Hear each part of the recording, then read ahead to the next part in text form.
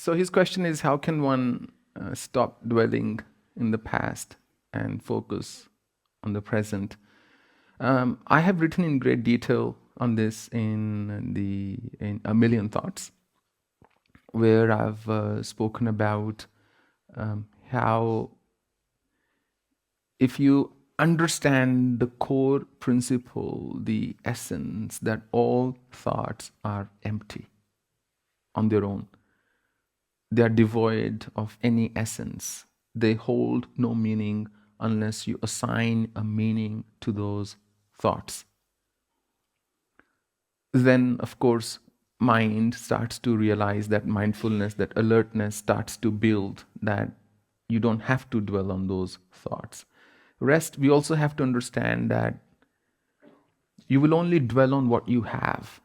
And mind likes to dwell on either what it's going to create, which means the future, or what it has, those dwellings, those memories of the past. Either way, its nature is not to stay on something for too long except sadness.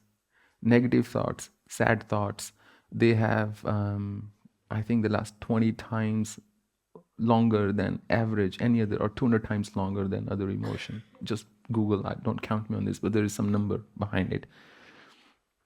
So it's natural for humans to, the moment you get a negative thought, if you let it stay, it will build a chain very rapidly. And when that happens, it will just start to feel more and more and more negative. And if you don't put it in check right then, it's going to only amplify. At that time, you just have to master the art of shifting your attention, which means you have to remind yourself, this thought, good or bad, holds no meaning unless I assign it one. I don't have to think too much. I simply have to shift my attention. That is not the time for analysis or deliberation of any kind.